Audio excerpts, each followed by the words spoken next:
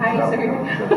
Sir, unang-una, sir, congratulations sa Ombudsman Jesus Crispin Remulla po. Magandang hapon. Sir, ano po maasahan ng publiko sa pagtayo niyo po bilang Ombudsman? Transparency and a lot of action. And probably, transparency, more openness from the office. I think the people want to know. Gusto nung malaman ng taong bayan ang ginagawa ng ombudsman. Kaya, papaliwanag natin sa kanila yung mga ating ginagawa para malaman naman ng mga kababayan natin na may opisinang ganun. Secretary, when you say transparency, you are open to the media.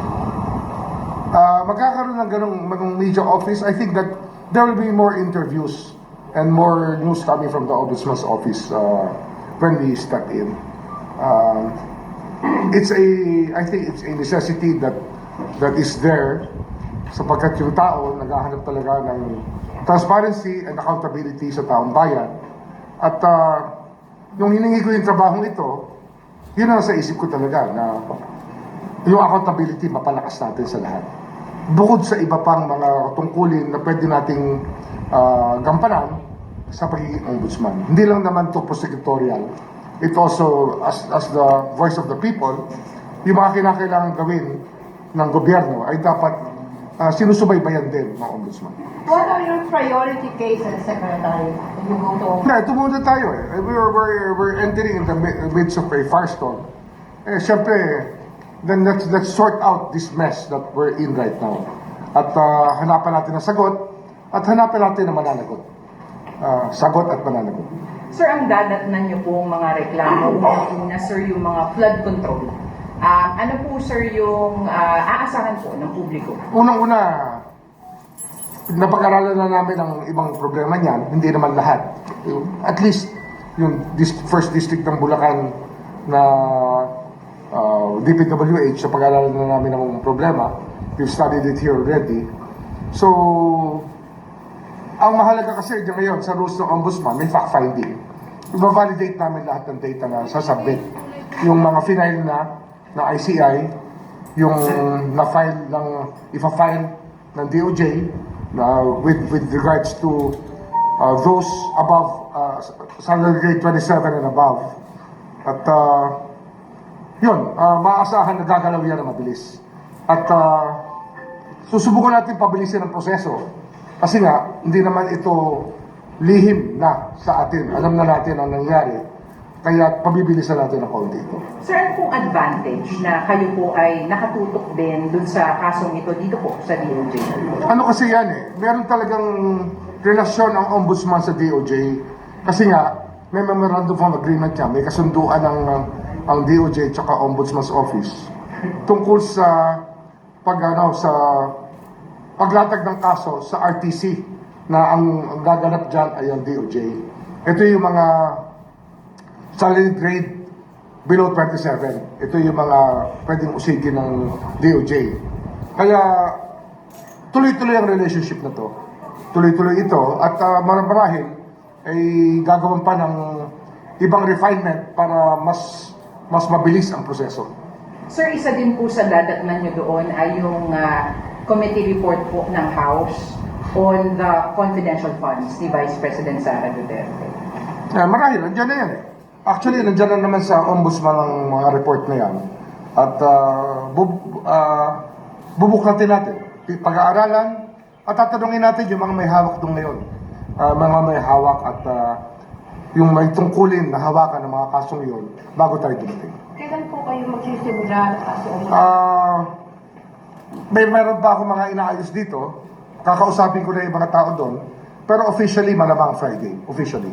Sino po naman kaya ang Pero manunumpa na ako by Thursday. Yun ang balak.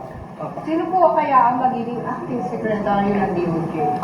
Napagkasunduan na kanina nung ako'y nasa Malacanang, nakausap ko ng presidente, Undersecretary Vida will step in as officer in charge or acting secretary.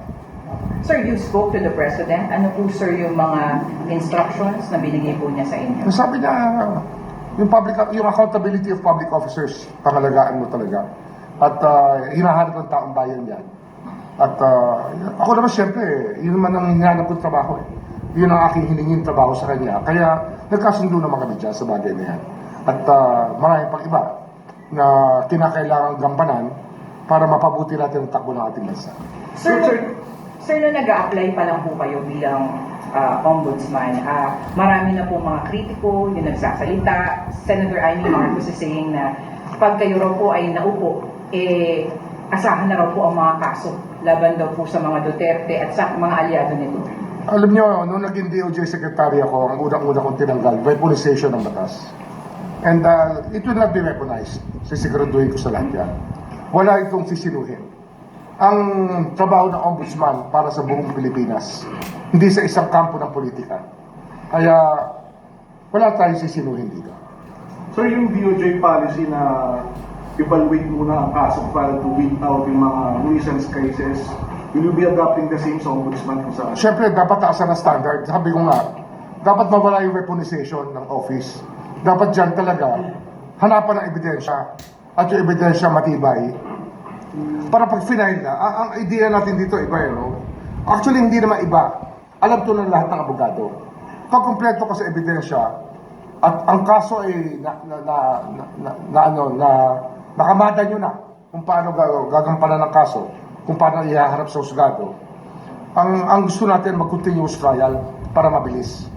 At iiksian natin ang taktika ay susubukan nating maibsan, mabawasan yung mga taktika ng pagdidelay ng kaso. Kasi ang naging tendency na marami, i-delay yung kaso, sabay sasabihin, they were denied the right to a speedy trial. Hindi ko pwede yan. Dapat dito talaga yung benchmarking ng lahat ay magawa para bilisan natin ang trial ng kaso. Ayusin ang ebidensya para tuloy-tuloy ang takbo. And ano yan, pwede naman kausapin dyan ng makikipag-dialogue ako dyan sa Sandigan Bayan para magkasundo naman sa bagay na ito. Kasi nga, ang justice system, dalawa yan, hindi naman DOJ lang yan o ombudsman eh. Ang isang parte niyan talaga ang court system. Kaya pag-uusapan namin yan para hindi na manaig ang mga taktika para humaba ang mga kaso. Marami po ba yung unfinished task na iwanan sa DOJ? What will happen? Tiwala naman tayo na nasimulan na natin ang dapat magampanan ng DOJ. Nandun na tayo sa direksyon na yan. Kaya hindi ako natatakot na iwan ang DOJ na nandun pa yung mga trabahong kailangan gampanan. Pero, syempre, ito talaga yung 3 taong kong ginagawa na araw-araw. So, mag-a-adjust pa tayo. Mag-a-adjust. Sir, meron ka bang mga